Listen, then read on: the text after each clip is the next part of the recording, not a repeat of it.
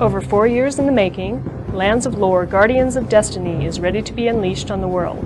Let's go inside Westwood Studios to learn about the making of this epic role-playing game. The way that Lands of Lore is going to deliver on the promise and make the customers and the fans of the category really, really excited to want to buy the product and play it again and again is the fact that it's going to put them into situations they've never seen in this genre. Well, one of the most exciting features of Lands of Lore is just simply the epic story that Luther travels through these wonderful realms. Each world, there's actually 20 worlds, and each of them have many levels, and each one is exciting and new and innovative. Most theologians will agree that our world was created by some immortal beings, gods if you will. The question as to why they created our world has plagued mankind for our entire history. Lands of Lore, Guardians of Destiny finally answers that question. One particularly evil god was fed up with the rule of non-interference and decided to reach his hand down into the fish bowl and see if he could make this toy a little bit more exciting. After the story of Guardians of Destiny began solidifying, the designers then started working with a team of artists to create a world of intense beauty and mystery. Elements of illustration, texturing, and animation were combined to weave together an atmosphere of ancient cities, lush jungles, and the creatures that would inhabit them. Here I have Belial's head that I've been modeling and texturing. I'm able to model and push and pull points. I create a set of bones within his structure that will allow me to animate him. This ancient evil god Belial started dispensing bits of ancient magic to the mortal race that he has chosen as his favorite. And this mortal race, the Dracoid, took these bits of ancient magic and used them to develop into a warlike society that laid waste to the neighboring continent as far as they could travel. The Council of Ancients got together. They're very dissatisfied with Belial, and they sentenced him to death. This other fellow that had come down and championed the Q lines, the Dwarracle was selected as the executioner. Belial, anticipating his own execution, arranged a magical mother beast which was to serve as a resurrective device so that as soon as he was executed, he would merely become resurrected again. And there our problem lay for centuries. Creating the different races was not an easy task, but the creative design forces of Westwood, teamed with the makeup talents of Phil Shelbourne and his crew, made it possible to use actors to portray the game's different characters. One such actor was none other than Catwoman herself, Julie Newmar. When we were going through the Academy Players Directory to find our leading lady for the Dawn role, I noticed Julie Newmar's picture in there, and I thought, oh my goodness, here we have a culture of cat people. So we got Julie in. And I think it was a challenge for her because she'd never experienced anything like game production. But she's such a pro, and she was so diligent about the whole thing. As soon as we sat down, Joe and I sat down and discussed the whole process of making games with her, and she was really interested, and she was just fantastic. Vincent Schiavelli came in, and he auditioned for one of the voice parts. And Vincent has a really great voice, but really the thing that sells Vincent is his look and his manner. He's got a very, very compelling, unusual look. The very last person that we auditioned was Paige Rowland. And Paige was just an outstanding actor. From the moment she walked on the stage, she had the presence, the compelling presence that you would want in a heroine, in a game heroine.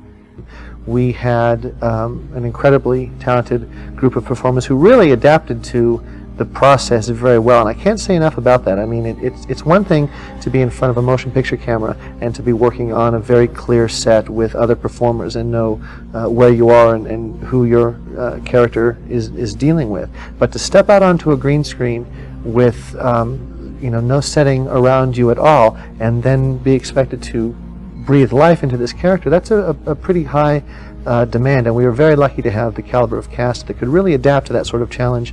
Westwood is using more and more live actors in their games, which is all made possible through the magic of chroma keying. The actors play out their roles in front of a large green screen, and their images are later dropped into a background designed by Westwood artists, which allows them to be put literally into any set that can be imagined. In the game, players will play Luther. Luther is the son of Scotia, who was the evil sorceress of the Dark Army in Lands of Lore 1, the first game. Upon returning to Gladstone, he was immediately imprisoned for the crimes of his mother. He somehow manages to break out of the dungeon and escape into the world and seek not only the solution to his curse, but as we will find out, a solution to the larger problem of our ancient evil god Belial, whose resurrection is imminent. Longtime gaming composer Frank Klepacki and New Age artist David Arkenstone have delivered a compelling and mystical soundtrack, which is also available separately on CD. I've been working for Westwood for about 6 years now. I was starting out writing 8-bit Nintendo game music, and now it's progressed into more of like scoring a film. There's well over 2 CDs worth of just music, and the collaboration between myself and Dave Arkenstone was really nicely put together. I think the 2 styles lend themselves well to complementing each other. Working from his home near Burbank, California, David Arkenstone communicated often with Frank during their collaboration. We kind of each did certain sections of the game. It was easier to do that instead of, because we weren't in the same city at the same time, it would be more difficult to collaborate. I tried to interweave those pieces of music with the same kind of atmosphere, so there's some cohesion between them. Some of the races have their own themes, and they would inform me about what would be going on during the game, and then I would be able to use my imagination to create the piece of music. Westwood's audio director, Paul Mudra, works with sound engineers to deliver realistic sounds and ambiance. We break the sound into 3 different parts. There's the music, the sound effect work, and the dialogue work. It's a fantastic game. The colors are fantastic, and the motion and the puzzles are great. But once you add music to it, it really brings it to life. The unique engine used to drive Guardians of Destiny is the product of the very innovative and cutting-edge programming team of Westwood. What really makes Guardians so interesting is the amount of design input that went into the direction the code went. The designers spent a lot of time being able to directly have their ideas implemented into the game. I mean, so many games have come out where they had these grand ideas and these grand things they're trying to get across, but the engine doesn't support it. And of course, the opposite is true. Great engine, lots of fun, but boy, there's not a whole lot of design there. We tried to find that ground in the middle. That's what makes Guardians the best game in the world.